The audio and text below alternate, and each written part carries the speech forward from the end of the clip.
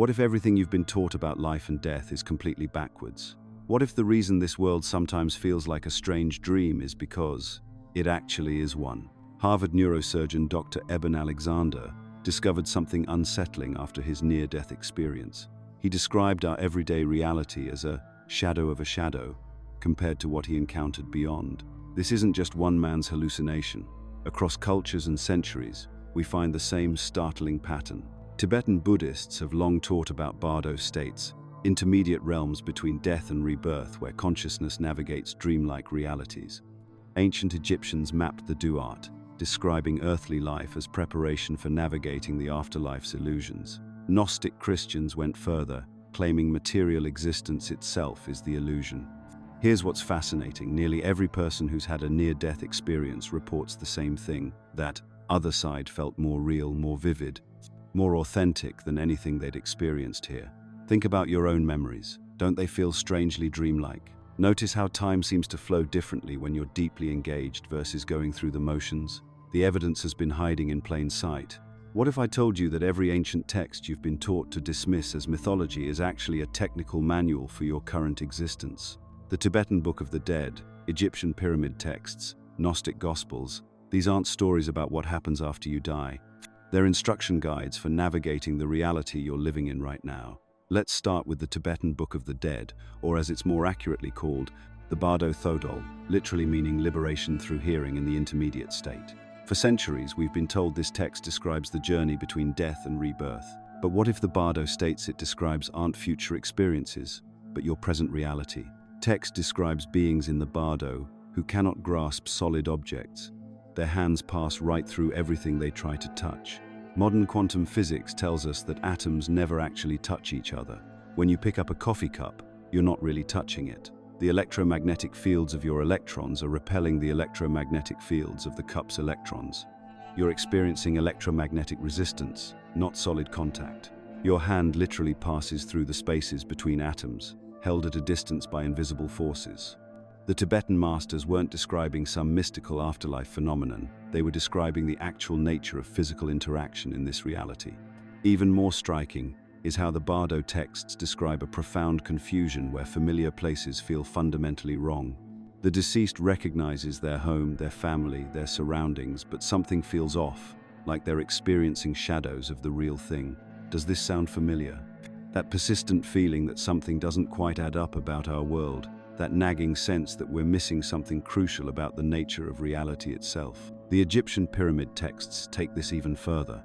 In the tomb of Thutmose III in the Valley of the Kings, there's a specific hieroglyphic inscription that translates to, "The living are walking in shadows of the true world, while those who have awakened see the light that casts these shadows." The Egyptians had two distinct symbols, one meaning shadows, that they consistently used when referring to physical existence, and another meaning awakening, that they used for what we call the afterlife. Think about this carefully. The Egyptians, with their sophisticated understanding of mathematics, astronomy, and consciousness, believed that physical life was the shadow realm.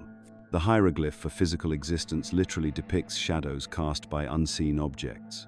They weren't primitive people creating comforting myths.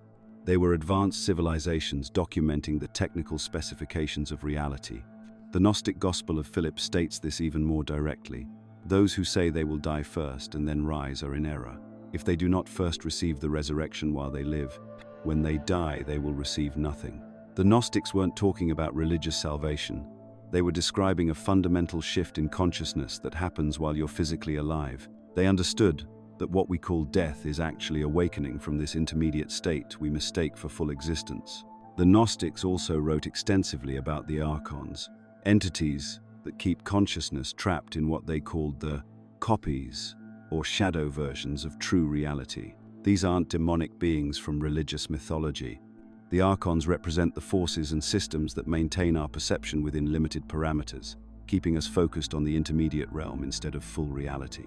Consider Plato's cave allegory alongside quantum physicist John Wheeler's it from bit hypothesis. Plato described prisoners chained in a cave, mistaking shadows on the wall for reality itself. Wheeler proposed that physical reality emerges from information. That matter comes from measurements and observations, not the other way around. The prisoners aren't seeing false images of real objects. They're seeing information patterns that create the experience of objects. The shadows are the reality, generated by processes they can't perceive. Donald Hoffman's research on perceptual interfaces supports this ancient understanding. His studies demonstrate that evolution didn't design our senses to perceive reality accurately. It designed them to perceive useful simplifications. We see colors, shapes, and objects not because they exist as we perceive them, but because these perceptions helped our ancestors survive. We're literally seeing a user interface overlaid on deeper reality, like the prisoners in Plato's cave. This is where ancient temple design becomes fascinating. Temples weren't built for worship, they were consciousness navigation tools. The Great Pyramid's internal chambers use specific geometric proportions based on the golden ratio and harmonic frequencies. These proportions appear throughout nature because they reflect fundamental information patterns that structure reality itself. The temples were designed to help consciousness recognize and navigate these underlying patterns. The deepest implications of these ancient texts contain technical knowledge that goes far beyond what I can share on platforms like this. The scholars at Insights Academy have compiled the most profound discoveries from these instruction manuals. Revelations about the nature of consciousness and reality that require careful, gradual understanding. They're offering exclusive access to this hidden knowledge, plus a free copy of the Kybalion ebook for a limited time, because this information needs to reach people who are ready to understand it. What we're dealing with isn't ancient mythology or religious belief. These texts are technical documentation from civilizations that understood consciousness and reality at levels we're only beginning to rediscover through quantum physics and neuroscience. They recognized that what we call physical life is an intermediate state, not the beginning of existence and not the end, but a specific phase of consciousness with its own rules and navigation requirements. The instruction manuals have been here all along, disguised as stories and myths to preserve them through ages when this knowledge was too dangerous to share openly. Now, as our scientific understanding catches up to ancient wisdom, we can finally read these texts for what they really are: technical guides for understanding and navigating the reality we're actually living in. Now that we've explored how ancient texts might actually be instruction, manuals for our current reality, let's examine what modern science reveals about the nature of experience itself. What we're about to discover will fundamentally challenge everything you think you know about perception, consciousness, and reality. At UC Irvine, cognitive scientist Donald Hoffman has spent decades using mathematical modeling to understand how evolution shapes perception. His findings are startling. Evolution doesn't reward accuracy, it rewards survival, relevant behavior. Through rigorous computational analysis, Hoffman proved that organisms perceiving reality accurately are actually less likely to survive than those whose perceptions are optimized for survival actions. The implications hit you immediately when you consider the jewel beetle. Male jewel beetles have evolved to find females irresistible based on specific visual cues, glossy, brown, dimpled surfaces that indicate a healthy mate. But when beer companies started manufacturing bottles with these exact characteristics, something tragic happened. Male beetles began abandoning actual females to attempt mating with beer bottles. They would literally die on the hot glass, trying to copulate with bottles that triggered their mating responses more powerfully than real female beetles. This isn't a cute evolutionary mishap, it's a window into how perception works for all organisms, including us. The beetle's visual system wasn't showing it reality, it was showing it a simplified interface designed to trigger survival behaviors. The bottles hacked that interface by presenting supernormal stimuli that exceeded what nature typically provides. Your own perceptual apparatus works exactly the same way. What you call seeing is actually your brain constructing a useful fiction. The colors you perceive don't exist in the electromagnetic radiation hitting your eyes. They're labels your visual system assigns to different wavelengths to help you navigate survival tasks. The solid objects around you are mostly empty space between atoms, but your brain renders them as solid because that interface helps you interact with them effectively. This connects directly to physicist John Wheeler's revolutionary it from bit hypothesis. Wheeler proposed that information, not matter, forms the foundation of reality. At the quantum level, particles don't have definite properties until they're observed and measured. What we call physical reality might be information processing all the way down. The delayed choice quantum eraser experiments prove this in ways that should make you question everything. When photons pass through a double-slit apparatus, They create an interference pattern behaving like waves. But when you measure which slit each photon went through, the interference pattern disappears. They behave like particles. Here's where it gets mind-bending. You can make the choice to measure or not measure after the photon has already hit the screen. Your future decision retroactively determines whether the photon behaved as a wave or particle in the past. This suggests that observation doesn't just reveal reality, it participates in creating it. The boundary between observer and observed, between consciousness and the external world, becomes much more fluid than we've assumed. Dr. Melvin Morse, a pediatric neurologist, has documented cases that push these boundaries even further. He studied children who had near-death experiences during medical crises, and their reports contained information they couldn't have possibly obtained through normal sensory channels. One 8-year-old girl, while unconscious during surgery, accurately described a procedure happening in another room, including specific medical equipment and conversations between staff members she'd never met. Even more striking, children would sometimes report meeting deceased relatives during their NDEs, relatives who had died while the child was unconscious and before the family had been notified, would return from their experience with accurate details about the relative's death that no one in the hospital could have known. These cases suggest consciousness might not be produced by the brain in the way we've assumed. Instead, the brain might function more like a receiver or interface, processing information from a broader field of consciousness. Cardiologist Pim van Lommel conducted the largest prospective study of near-death experiences, following over 300 cardiac arrest survivors for years after their incidents. His findings challenge materialist assumptions about consciousness. Patients who had NDEs during cardiac arrest when their brains showed no measurable activity not only retained detailed memories of the experience, but showed enhanced cognitive function years later. The control group, who had cardiac arrest without NDEs, showed the expected cognitive decline from oxygen deprivation. How do you explain enhanced mental function resulting from an experience that occurred when the brain was clinically non-functional? Physicist Roger Penrose and anesthesiologist Stuart Hameroff propose that consciousness operates at the quantum level within cellular structures called microtubules. Their orchestrated objective reduction theory suggests consciousness isn't produced by neural networks alone, but emerges from quantum processes in the fundamental architecture of cells themselves. This reframes philosopher Nick Bostrom's simulation hypothesis in a completely different light. Instead of artificial intelligences creating simulated realities for entertainment or research, we might be experiencing a natural intermediate state, a designed learning environment for consciousness development. Think about the qualities of your experience that have always seemed slightly off, synchronicities that feel too meaningful to be coincidental. Déjà vu experiences where you're certain you've lived a moment before. The way major life events often feel scripted, as if you're playing a role you unconsciously know. What if these aren't glitches in reality but features of a learning system? What if the strange, dreamlike quality of existence where symbolic meaning seems embedded in everyday events indicates you're in an environment specifically designed for consciousness to encounter the lessons it needs? The scientific evidence points toward a reality far stranger than the solid, mechanical universe we've been taught to expect. From quantum mechanics showing that observation shapes reality, to neuroscience revealing that perception creates useful fictions rather than accurate representations, to consciousness, research suggesting awareness might not be brain-produced. Every field is discovering that the materialist worldview has fundamental gaps. If you're starting to see how these pieces fit together, you're ready for what comes next.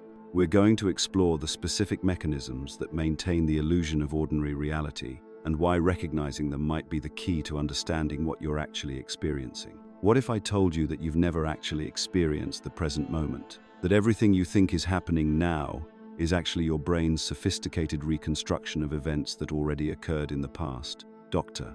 David Eagleman's groundbreaking research at Stanford revealed something that fundamentally changes how we understand consciousness itself. Your awareness of any event lags a full 500 milliseconds behind when that event actually happens. Half a second doesn't sound like much, but in neural terms, it's an eternity. You're literally living in the past, experiencing a carefully edited version of reality that your brain constructs from fragments of information arriving at different speeds. Think about this practically. When you watch someone speak, light from their moving lips reaches your eyes at 186,000 miles per second, but their voice travels to your ears at a mere 767 miles per hour. through air. Meanwhile, different nerve pathways in your body transmit information at wildly different speeds, some racing along at 250 miles per hour, others crawling at just 2 miles per hour. Your brain somehow weaves all these asynchronous data streams into what feels like a seamless, simultaneous experience. Your mind operates like the most sophisticated editing suite imaginable, constantly synchronizing these mismatched information streams to create the illusion that everything is happening at once. But here's what's truly remarkable. This isn't just technical processing. This is active construction of your reality. Your brain doesn't just receive the world, it builds the world you experience. This connects directly to what we explored about consciousness being fundamental rather than produced by the brain. If your experience of now is actually a reconstruction, what does that say about the nature of awareness itself? The deeper we dig into memory research, the more unstable our sense of reality becomes. Dr. Lynn Nadel's work at the University of Arizona has shattered the common assumption that memories work like video files stored in your mental hard drive. Instead, every single time you remember something, your brain reconstructs that memory from scratch, incorporating your current emotional state, recent experiences, even the lighting in the room where you're doing the remembering. Let's use a concrete example. Remember your last birthday celebration. Right now, as you're recalling it, your brain isn't playing back a stored recording. It's actively rebuilding that experience, influenced by how you're feeling today, what you've learned since then, who you've become in the intervening time. If you're in a good mood, your brain emphasizes the positive moments. If you're stressed, it might highlight what went wrong or what was missing. Each time you access a memory, you're essentially rewriting it. Memories aren't historical documents, they're creative, writing projects that get updated with every access. The person you remember being at that birthday party is partially a fiction created by who you are right now looking backward. This has staggering implications for personal identity. If your memories constantly rewrite themselves, and your present moment is actually a constructed interpretation of the recent past, what exactly provides the continuity of you across time? The solid sense of self that feels so real starts to look more like a story your consciousness tells itself, updated and edited continuously. But the constructed nature of experience goes even deeper than memory. Dr. Daniel Simon's famous experiments at Harvard revealed just how little of reality your brain actually processes. In his most well-known study, participants watched a video of people passing basketballs and were asked to count the passes. Halfway through the video, someone in a gorilla suit walks directly through the scene, faces the camera, beats their chest, and walks off. Incredibly, about half of all participants never see the gorilla at all. This isn't a failure of vision, it's how consciousness actually works. Your brain only renders information that meets specific criteria for attention, like a video game engine that only loads the parts of the environment you're actively looking at to save processing power. The vast majority of sensory information gets filtered out before it ever reaches conscious awareness. Even more unsettling are the change blindness experiments. Researchers had participants look in a bathroom mirror while someone pretended to work on the plumbing below. During a brief interruption where a large board blocked the mirror, the original plumber was replaced by a completely different person, different height, different build, different face. When the board was removed, most participants continued their conversation with the new person, never noticing that an entirely different human being was now in the room. Your brain constructs reality so selectively that you can miss a gorilla standing right in front of you, or fail to notice when one person is completely replaced by another. The world you think you're experiencing directly is actually a highly filtered, reconstructed interpretation based on limited data and constant assumptions. This brings us to what philosopher David Chalmers calls the hard problem of consciousness, the question of why there's any subjective, inner experience at all. No amount of neural complexity explains why there should be someone in there experiencing anything. The electrical and chemical activity in your brain doesn't obviously give rise to the felt sense of being you, looking out at the world. What if we've been approaching this backwards? Instead of assuming consciousness emerges from brain activity, what if consciousness is primary and temporarily focuses itself into these reality constructs we call individual experience? This isn't just philosophical speculation. Advanced meditation practitioners from multiple traditions report remarkably consistent experiences of recognizing awareness itself as more fundamental than the constructed experiences that arise within it. Tibetan Dzogchen masters describe recognizing Rigpa, pure awareness that remains constant while thoughts, emotions, and perceptions change. Sufi mystics speak of fana, the dissolution of the constructed self to reveal the underlying consciousness that was always there. Dr. Jeffrey Martin's research has documented these breakthrough experiences in thousands of subjects across cultures. People consistently report recognizing that what they had taken to be solid reality, including their sense of being a separate self, reveals itself as temporary formations within a more fundamental awareness. If you're starting to question the solidity of your everyday experience, pay attention to that questioning itself. That capacity to step back and examine the nature of your own awareness might be the most important faculty you possess. The implications are profound. If your present moment is a reconstruction of the past, your memories rewrite themselves constantly, and your brain only shows you a tiny, filtered slice of available information, then the reality you think you know intimately is far more fluid and constructed than it appears. You're not just living in an afterlife unknowingly, you're living in a continuously reconstructed interpretation of experience, maintained by the very awareness that has the power to recognize its own constructed nature. There's something watching from behind your eyes right now. As you process these words, something deeper than your thinking mind is observing the entire experience. It's been there your whole life. The same silent witness that watched you blow out candles at 5 years old is the exact same awareness reading this sentence today. Think about it for a moment. Your body has completely replaced itself multiple times since childhood. Your beliefs, personality, even your memories have shifted dramatically. Yet something within you feels absolutely unchanged, an eternal observer that remains constant while everything else transforms around it. This is where our exploration of the afterlife gets profound. Because what if that unchanging awareness isn't just a quirk of consciousness?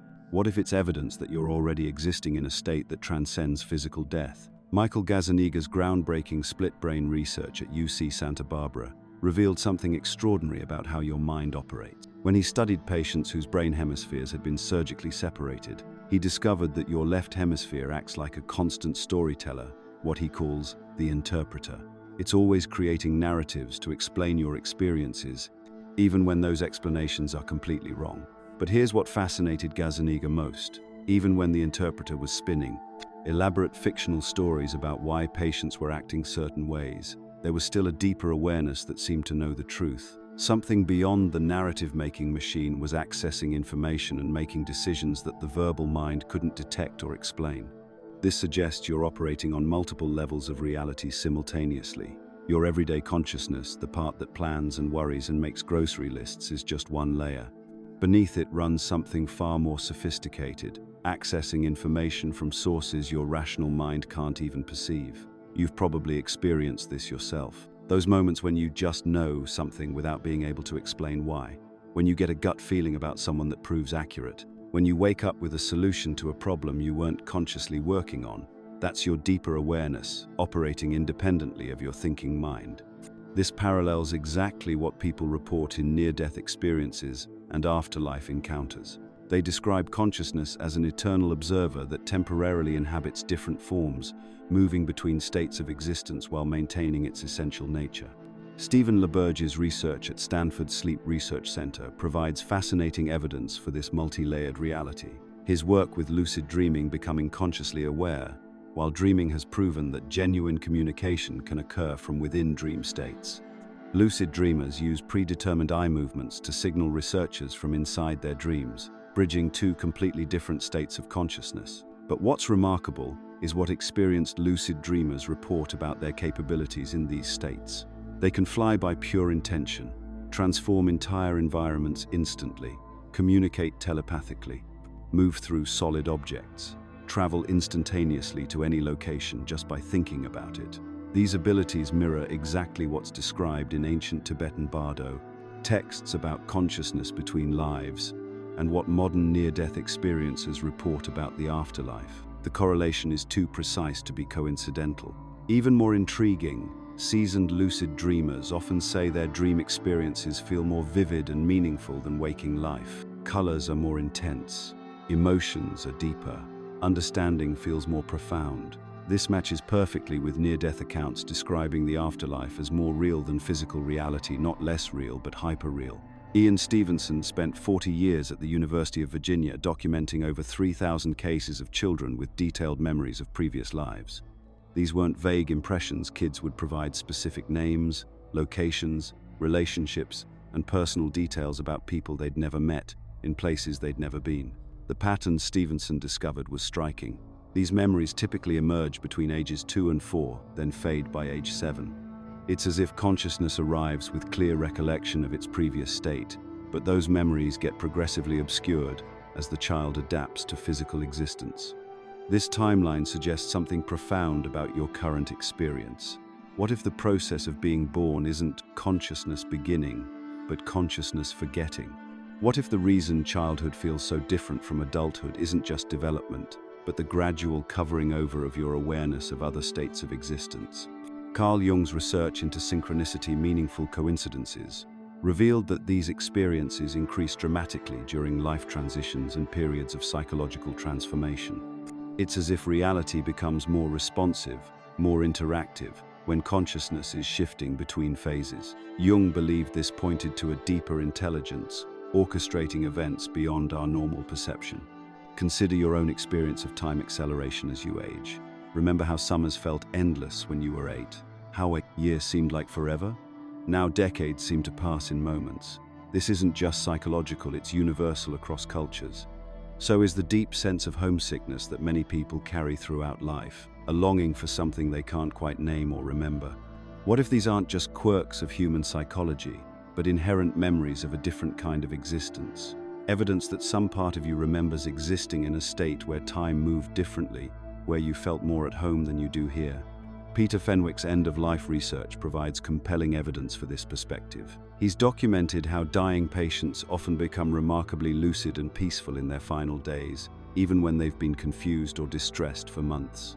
They begin recognizing deceased relatives as more vivid and present than their living family members. From the afterlife perspective, this makes perfect sense.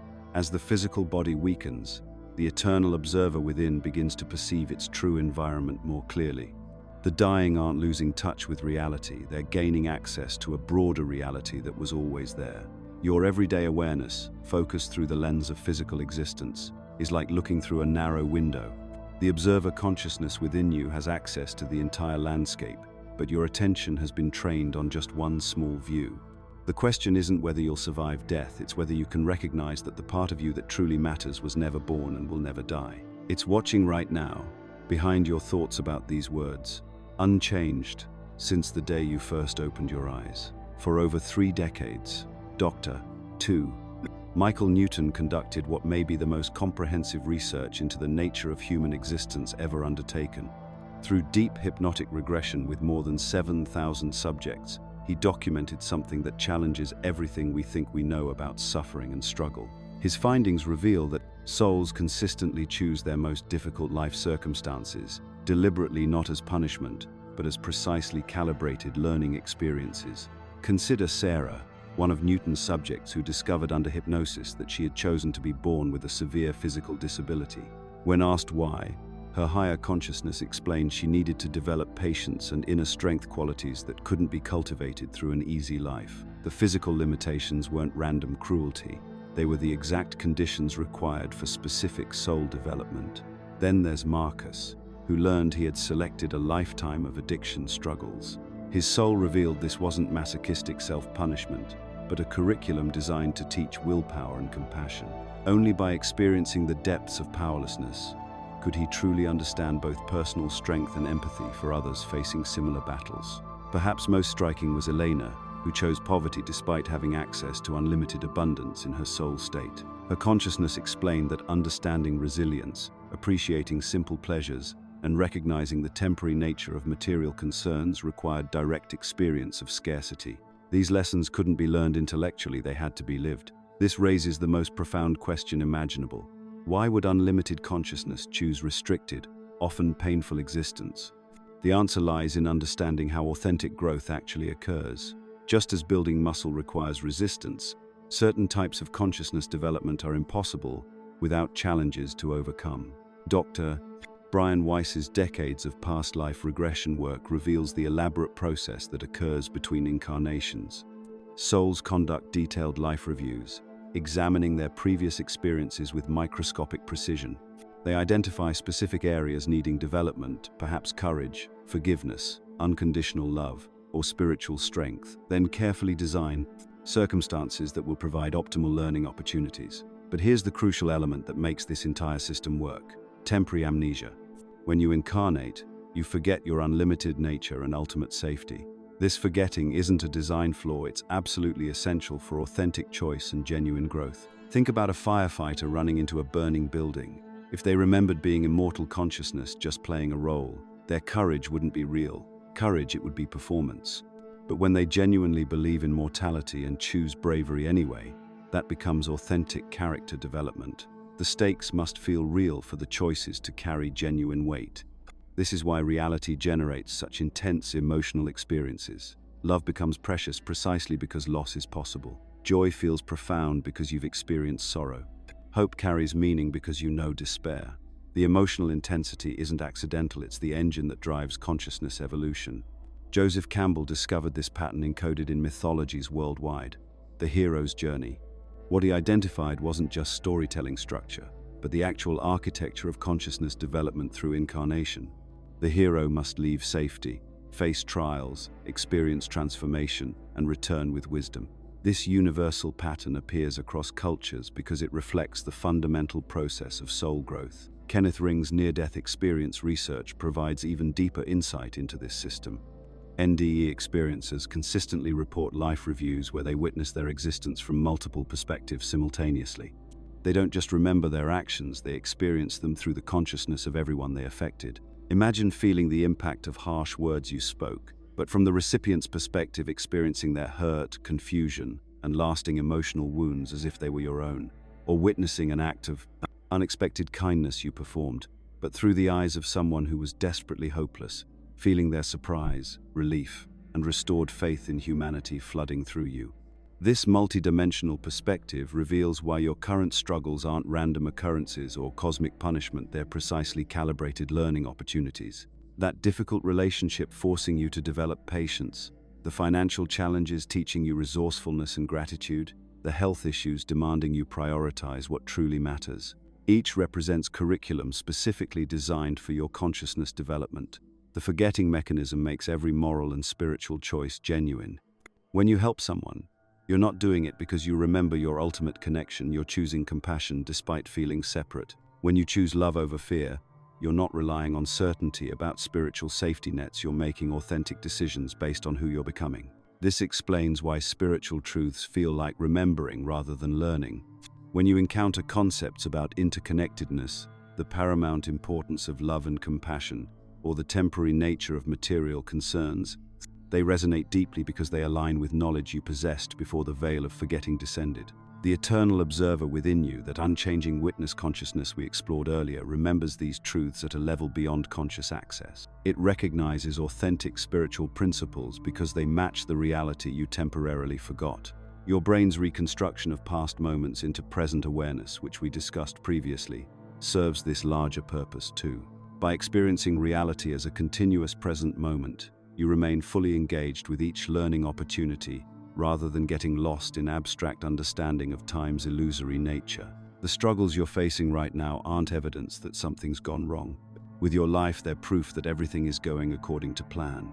That plan wasn't imposed on you by external forces, but carefully chosen by your own consciousness for reasons that transcend your current perspective. When you begin recognizing your challenges as curriculum rather than punishment, something profound shifts. Instead of asking, "Why is this happening to me?" you might start wondering, "What is this here to teach me?" That simple reframe transforms victimhood into empowerment and suffering into purposeful growth. The afterlife isn't somewhere you go when this ends, it's the larger reality from which you temporarily emerge to attend this intensive school called human existence. Every difficult day is another opportunity to develop qualities that can only be forged in the fires of authentic experience. Now that we've explored the eternal observer within you and recognized how your struggles serve as curriculum, let's examine the most direct pathways for dissolving the boundaries that separate you from your true nature. Because here's what the mystics have always known, and what modern neuroscience is finally proving. The separate self you think you are isn't just an illusion, it's a brain-generated construct that can be systematically deactivated. Dr.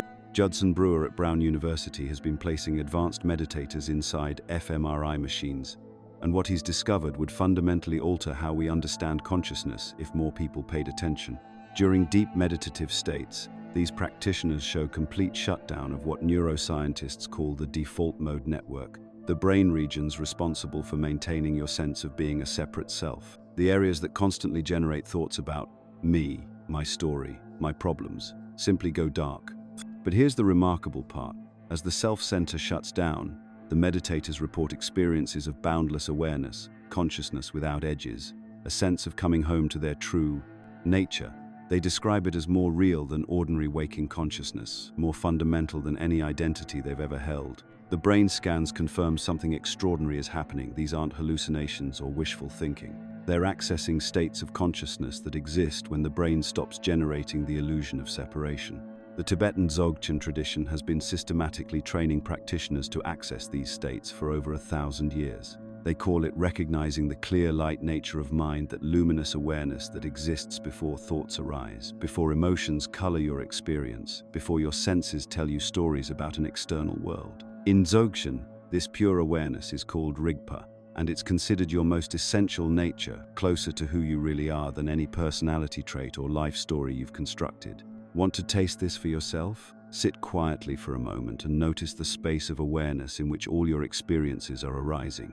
Don't focus on the thoughts. Focus on the awareness that's watching the thoughts. Don't analyze your emotions. Rest attention on the presence that's observing the emotions. Notice that this observing awareness has no boundaries, no center, no edges. It's not located anywhere in particular, yet it's intimately present with everything. This recognition of the observer is your first glimpse of Rigpa, the awareness that was never born and will never die. Dr. Robin Carhart-Harris at Imperial College London has been studying ego dissolution from a different angle, using psilocybin to temporarily shut down the brain's self-maintenance systems. His research shows the same pattern Brewer found with meditators: decreased activity in the regions that maintain your sense of being a separate self, while areas responsible for direct perception become hyperactive. One participant in his study described the experience perfectly. "I realized that what I call me is just a dual rios. Story consciousness tells itself, while the real awareness is vast and connected to everything." But here's something crucial to understand about chemical shortcuts. They show you the territory without teaching you how to navigate it safely. They can dissolve boundaries so rapidly that integration becomes nearly impossible.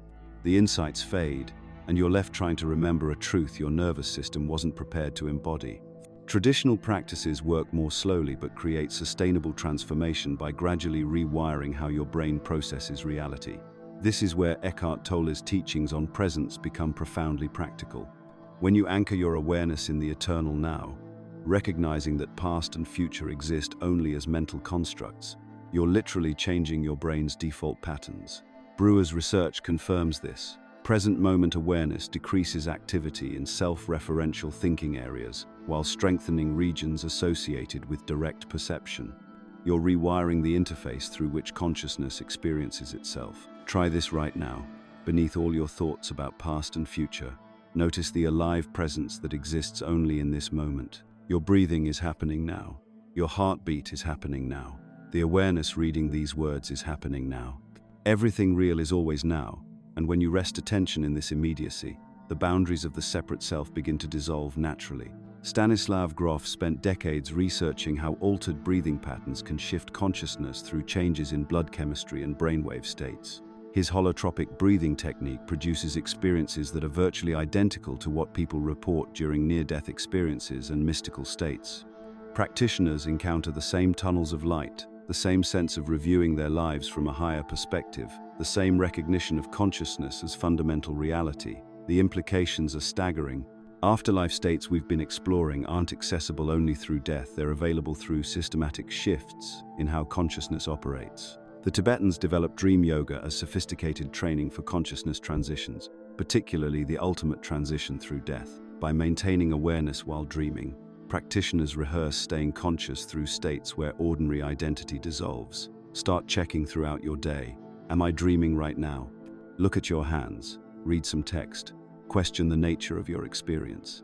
This habit will eventually carry into your dreams, producing lucidity, conscious awareness within the dream state. Once you can maintain awareness through the dissolution of waking identity in dreams, the death transition becomes far less mysterious. But perhaps the most accessible practice for dissolving separation is selfless service. Alan Lux's research shows that helping others produces measurable changes in brain chemistry. But the deeper transformation happens when you recognize the same consciousness looking out through other people's eyes. When you serve without expecting anything in return, the boundaries between self and other begin to feel arbitrary. You start recognizing that the awareness in you and the awareness in others isn't separate, it's the same fundamental consciousness appearing as different perspectives. The most important thing to understand is that these aren't exotic experiences reserved for advanced practitioners. Every moment offers opportunities to recognize the awareness that's always been your true nature, the observer that's been constant through every change in your life, the presence that exists beneath every story about who you think you are, the consciousness that will remain when all temporary identities dissolve. This is what you actually are, and it's available for recognition right now. These practices aren't about achieving some future state of enlightenment, about recognizing what's already true, what's always been true, what you've temporarily forgotten by identifying so completely with the character in your life story. The boundaries that seem so solid, the separation that feels so real, these are constructs of a brain trying to navigate physical reality. But you are the awareness in which that brain appears, the consciousness in which all experiences arise and dissolve. Dr. Elizabeth Kubler-Ross spent decades at the bedsides of dying patients, witnessing thousands of final moments when the veils between worlds grow thin. What she discovered challenged everything we assume about what matters in life. In those last hours, when pretense falls away and truth emerges, not a single person expressed regret about missing a promotion or wished they'd bought a bigger house. Instead, they spoke only of love given and received, genuine connections made, acts of service performed, and moments when they truly saw another's soul. These deathbed revelations weren't random, they were glimpses of what consciousness actually values when freed from the amnesia of physical existence. If you're living in an intermediate state designed for consciousness development, then every relationship becomes sacred coursework between eternal beings who've temporarily forgotten their true nature. That difficult conversation with your spouse isn't just marital friction, it's advanced communication curriculum. The challenging dynamic with your teenager isn't just parenting stress, it's patience and unconditional love practicum. Your interactions with co-workers, strangers, even people who cut you off in traffic, all transform into encounters between immortal students playing temporary roles in each other's education. This perspective demands a complete restructuring of how you approach each day. Instead of immediately reaching for your phone upon waking, spend 10 minutes connecting with the observer self, that part of you that watches your thoughts without being consumed by them. Sit quietly and notice the awareness that notices. This isn't meditation in the traditional sense. It's remembering your true identity as consciousness temporarily wearing a human costume. The thoughts rushing through your mind aren't you, they're part of the experience you're having. Set your intention each morning to recognize the lessons embedded in the day's challenges. When your difficult colleague triggers frustration, remember this might be advanced patience coursework. When financial stress creates anxiety, consider this curriculum in trust and resourcefulness. This doesn't minimize real struggles or suggest toxic positivity. It transforms meaningless suffering into meaningful development by recognizing the growth-designed nature of this reality. Throughout your day, develop what I call synchronicity awareness. In an orchestrated learning environment, repeated conversation themes aren't coincidences, they're highlighting areas requiring attention. That book appearing at the perfect moment isn't luck, it's curriculum delivery. Chance encounters providing exactly the insight you needed aren't random, they're features of a carefully designed educational system. When you start viewing reality as responsive rather than random, patterns emerge that guide your development. Raymond Moody's extensive research revealed something counterintuitive. People who understand death as transition live with more intensity, not less. Knowledge of consciousness continuation dissolves the desperate pressure to cram everything into a single existence, which paradoxically makes every moment more precious. You're not racing against permanent extinction, you're maximizing learning opportunities in this particular classroom. Transform your relationship with suffering by asking, "What is this teaching me?" instead of, "Why is this happening to me?" This isn't about denying pain or pretending difficulties don't hurt. It's recognizing that in a reality designed for growth, even difficult experiences serve developmental purposes. The loss that breaks your heart open might be teaching compassion. The betrayal that shatters trust might be curriculum in discernment. The failure that crushes your ego might be instruction in humility and resilience. Your evening reflection practice becomes crucial for extracting maximum value from each day's curriculum. Review events from your soul's perspective rather than your ego's viewpoint. Ask what you learned about yourself, how you served others' growth, and where you resisted lessons. This isn't self-judgment, it's educational assessment to maximize learning efficiency. Revolutionize how you perceive relationships by recognizing everyone as consciousness temporarily embodied for mutual learning. Harming others becomes self-defeating because you're all participants in the same developmental program. Helping others accelerates your own evolution because their growth contributes to the collective advancement you're all part of. The person who annoys you most might be your most dedicated teacher, taking on the thankless role of triggering your growth edges. This generates what I call cosmic ethics, naturally. That irritating person pushing your buttons is playing a role to teach you patience. Your responses become part of your final exam. The family member who knows exactly which wounds to poke is helping you identify unhealed areas. Gratitude becomes more appropriate than resentment. The colleague who challenges your ideas isn't attacking you, they're strengthening your capacity for intellectual flexibility and emotional regulation. This knowledge brings profound responsibility and empowerment. Every challenge becomes curriculum rather than random misfortune. Every relationship offers teaching opportunities rather than meaningless social obligation. Every moment presents growth possibilities rather than time to endure. You can no longer dismiss difficult people as random irritations or painful experiences as meaningless suffering. They're all part of your carefully orchestrated education. Living between worlds with purpose means recognizing that your ordinary Tuesday contains the same developmental potential as any mystical experience. The consciousness that observes your morning coffee is the same awareness that will continue beyond this lifetime. The love you express to your child touches the eternal. The patience you practice with your aging parent develops capacities you'll carry forward. The forgiveness you extend to someone who hurt you transforms not just this relationship, but your entire understanding of connection and healing.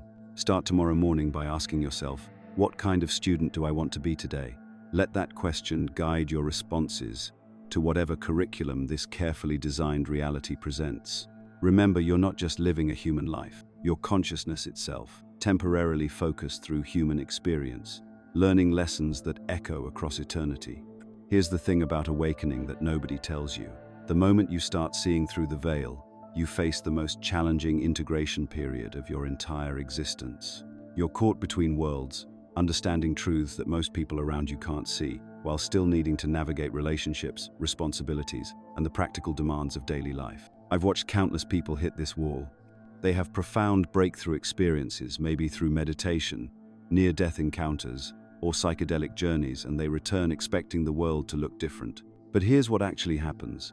You come back to the same job, the same family dynamics, the same grocery store checkout lines, except now you're carrying this expanded awareness that feels almost impossible to integrate. The temptation is enormous to either completely reject your ordinary life or to dismiss your breakthrough as just another experience. Both responses miss the entire point. Your awakening isn't meant to remove you from this reality, it's meant to help you engage with it more fully, with greater compassion and understanding of what's actually happening here. Think about Elizabeth Kubler-Ross's observations from our previous discussion. Those dying patients who experienced the most peace weren't the ones who had escaped from life's challenges. They were the ones who had loved deeply, served authentically, and faced their difficulties with curiosity rather than constant resistance. They understood something crucial. Every single experience in this reality is precisely calibrated for consciousness development. When you truly grasp that you're living in an afterlife designed for learning, your entire relationship with challenges transforms. That difficult coworker isn't just an annoyance, they're providing exactly the friction needed for you to develop patience or boundaries. That financial stress isn't just bad luck, it's creating conditions for you to examine your relationship with security and trust. That health issue isn't just something to fix, it's an opportunity to understand the connection between consciousness and physical experience. But here's where it gets tricky. Once you see this, you can't unsee it. You watch your friends and family members struggling with situations that seem so obviously designed for their growth, and you want to shake them awake. You see them resisting lessons that could transform their entire existence, and it can feel incredibly isolating. This is where spiritual materialism becomes dangerous. The ego loves to co-opt awakening insights and turn them into another way to feel superior or separate. You start thinking you're more evolved than others, that you've figured something out they haven't. But consciousness doesn't work in hierarchies, it works in spectrums. Every person around you is consciousness exploring itself at exactly the developmental stage that serves the whole. The real graduation preparation isn't about transcending your human experience, it's about becoming so fully human that you embody your true nature effortlessly. It's about loving as completely as possible within the constraints that make growth necessary. When you serve others from this understanding, you're not being altruistic in the traditional sense. You're recognizing that service to others is literally service to yourself across the entire spectrum of consciousness. I remember working with a hospice nurse who had been present for hundreds of deaths. She told me something that shifted my entire understanding of transition. She said the people who died most peacefully weren't necessarily the most spiritual or religious. They were the ones who had become genuinely curious about what comes next, rather than terrified of leaving what they knew. This curiosity about transition becomes your natural state when you truly understand what's happening here. Death stops being this terrifying unknown and becomes more like graduation day. There's some sadness about leaving familiar surroundings, sure. But there's also excitement about what comes next, about what new adventures consciousness has in store. The signs of approaching readiness for transition aren't what most spiritual traditions teach.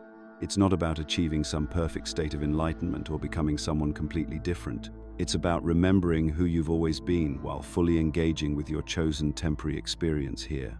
You start noticing decreased attachment to specific outcomes. Not because you stop caring, but because you recognize that consciousness knows what it's doing. You develop genuine compassion for all expressions of consciousness, even the ones playing roles that seem destructive or unconscious. You naturally orient towards service, not as a spiritual practice, but as the most enjoyable way to spend your time. Most importantly, you develop peace with uncertainty. You stop needing to know exactly how everything will unfold and start trusting the intelligence that's been orchestrating this entire experience from the beginning. But here's what trips people up. They think awakening means they should suddenly become some serene, detached sage floating above human concerns. That's spiritual bypassing at its worst. True integration means you can hold expanded awareness while still feeling genuine emotions, still engaging passionately with your relationships and responsibilities, still experiencing the full spectrum of human experience. You become what the Buddhist tradition calls a bodhisattva, someone who awakens not just for themselves but to help all consciousness evolve. Your individual breakthrough becomes a contribution to the collective evolution of our entire species. Every moment you live from expanded understanding, you're literally raising the consciousness level of the whole system. The practical challenges are real, though. How do you maintain relationships with people who are convinced this solid reality is all there is? How do you share insights without creating separation or making others feel judged? How do you balance the urgency you feel about awakening with patience for natural timing and process? The key is remembering that everyone is exactly where they need to be for their development. Your job isn't to wake anyone up, it's to live so authentically from your understanding that you become a demonstration of what's possible. Some people will be drawn to that demonstration, others won't be ready yet. Both responses serve consciousness perfectly. If you're feeling this pull toward deeper integration, start by examining where you're still resisting your current experience. What aspects of your life are you trying to transcend rather than fully engage with? That resistance is pointing you toward your next level of graduation preparation. The magnificent thing about consciousness exploring itself through human existence is that every single moment matters immensely, not because you're trying to achieve something, but because you're already the achievement, your consciousness having the incredible experience of temporarily forgetting its true nature, then gradually remembering while still engaged in the exploration. Your graduation isn't about leaving this reality behind, it's about mastering it so completely that you're ready for whatever comes next. The moment you truly grasp that you're already living in what we've called the afterlife, something profound shifts. Not just intellectually, though, that's where it begins, but in the very fabric of how you experience each breath, each interaction, each seemingly mundane Tuesday afternoon. This isn't enlightenment as some distant mountain peak you'll someday reach. It's recognition of where you've always been standing. But here's what catches most people off guard. This understanding doesn't make life easier. It makes it infinitely more meaningful, which is an entirely different thing. When you realize that difficult colleague isn't just some random irritation the universe threw at you, but consciousness itself wearing a particularly challenging mask for your mutual education, You can't simply dismiss them anymore. When that financial crisis or health scare arrives, you can no longer write it off as meaningless suffering. Everything becomes curriculum in the most advanced school imaginable. This responsibility can feel overwhelming at first. Sarah, a nurse I know who had this realization during her night shifts, described it perfectly. I used to come home complaining about the difficult patients, the bureaucracy, the exhaustion. Now I see each interaction as consciousness exploring itself through limitation. And suddenly I'm not just a nurse, I'm participating in something sacred. But that means I can't phone it in anymore. Every moment matters. The practical integration starts with what I call conscious pausing. Throughout your day, especially during challenging moments, take a breath and ask, what if this person across from me is consciousness temporarily forgetting its true nature? Just like I was 5 minutes ago? This simple shift transforms road rage into compassion, workplace conflict into collaborative problem solving, and family tensions into opportunities for deeper understanding. In relationships, this awareness creates both intimacy and space. You begin seeing your partner not as someone who should fulfill your needs, but as another aspect of consciousness exploring what it means to love through the beautiful limitation of separate bodies. Your children become not projects to perfect, but wise beings who chose you as their temporary guides through this particular adventure in forgetting and remembering. Even strangers on the subway become fellow travelers in the most elaborate virtual reality game ever conceived. But navigating this expanded perspective, while others remain convinced of solid reality, requires tremendous finesse. You can't walk into your office Monday morning announcing that everyone's living in the afterlife. The missionary syndrome, that compulsive need to wake everyone up immediately, actually stems from ego's attempt to make itself special through spiritual knowledge. True integration means meeting people exactly where they are, speaking their language, addressing their concerns within their current framework of understanding. I've watched too many people use this awareness as spiritual bypassing, avoiding difficult emotions or responsibilities because it's all an illusion anyway. This misses the entire point. The game of human existence becomes more engaging, not less, when you understand its true nature. You don't withdraw from your marriage, career, or community obligations. You show up more fully because you recognize the incredible artistry involved in consciousness, limiting itself to explore these specific experiences. The signs of authentic integration are surprisingly practical. You become more present in conversations because you're genuinely curious about how consciousness is expressing itself through this particular person. You handle stress more skillfully because you understand that challenges are features, not bugs, in this system. You make decisions from a deeper place because you're not just optimizing for this temporary personality's preferences, but for the growth of awareness itself. Spiritual inflation, that subtle arrogance that comes from thinking you've figured it out, reveals itself through judgment of others still caught in the dream. Authentic awakening generates profound humility because you realize how masterfully consciousness has convinced itself of separation. The fact that you're remembering doesn't make you superior, it makes you grateful. This unfolds in layers, not as a single breakthrough. One day you might clearly see through the illusion of separation while stuck in traffic, feeling genuine love for every driver around you. The next day, someone cuts you off and you react with irritation before remembering. This isn't failure, it's the natural rhythm of awakening through human form.